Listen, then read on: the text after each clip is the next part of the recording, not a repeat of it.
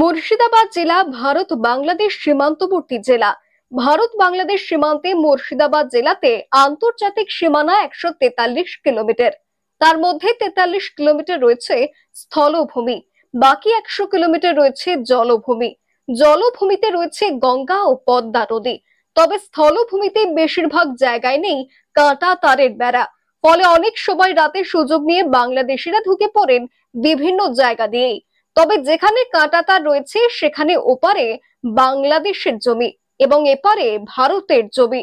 আর এক বাংলাদেশি নাগরিক 0 পয়েন্ট দিয়ে ঢুকে ভারতে অবৈধভাবে অনুপ্রবেশ করতে গেলে বাধা দেওয়া হয়। অনুপ্রবেশ রুখতে গিয়ে বিএসএফ জওয়ানকে তুলে নিয়ে যায় বাংলাদেশে। যদিও বিজেপির সঙ্গে পতাকা বৈঠকের পর ছেড়ে দেওয়া হয় শ্রী গণেশ নামের ওই জওয়ানকে। আর তারপরে কেটে গিয়েছে দুদিন, আর দুদিন কেটে গেলেও আতঙ্কিত এখন সীমান্তের বাসিন্দারা।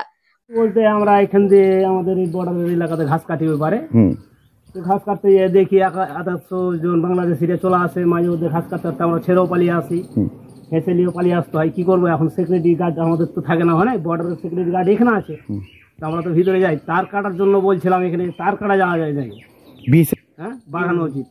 বিএসএফ না বাড়ানো হলো, বিএসএফ কে যদি নিয়ে চলে যাচ্ছে ছেড়ে, ওরা 200-250 জন আসছে, একজন বিএসএফ কে পেছনে নিয়ে চলে যাচ্ছে। মুর্শিদাবাদ জেলার সীমান্তবর্তী গ্রাম কাঠালিয়া গ্রাম। অনুপ্রবেশকারী রুখতে গিয়ে বাধা দেওয়া হয়, আর তারপরেই আতঙ্কিত সকলে। গ্রামের বাসিন্দাদের অভিযোগ, এভাবে যদি বাংলাদেশে আমাদের সীমান্তরক্ষী বাহিনী ও আমাদের দেশের নাগরিকদের তুলে নিয়ে যাওয়া হয়, তাহলে আমাদের কি নিরাপত্তা আছে? পাকিস্তানের বিরুদ্ধে ব্যবস্থা গ্রহণ করা হলেও বাংলাদেশের বিরুদ্ধে কেন ব্যবস্থা গ্রহণ করা হচ্ছে না? সীমান্তে ঢুকে এইভাবে অনুপ্রবেশকারীরা বারবার চলে আসছে। কালকে আমরা শুনেছি যে আমাদের নূরপুর বিএসএফ ক্যাম্পের এক বিএসএফ কে কিছু বাংলাদেশি ধরে নিয়ে চলে গেছে। ওরা এত সাহস কি করে পায় যে আমাদের এখানে বিএসএফ কে ধরে নিয়ে যায়?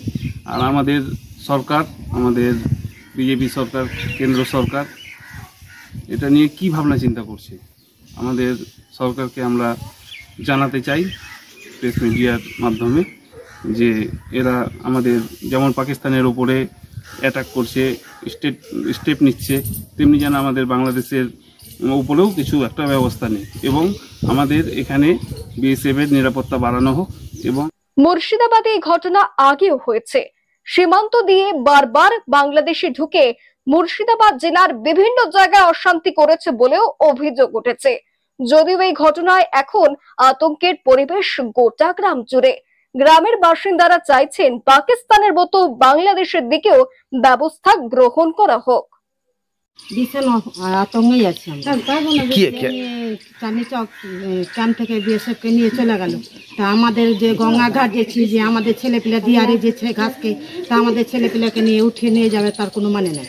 আমরা খুব আতঙ্কতে আছি। আমরা দেশ শান্তি চাইছি, আরো চাইছি,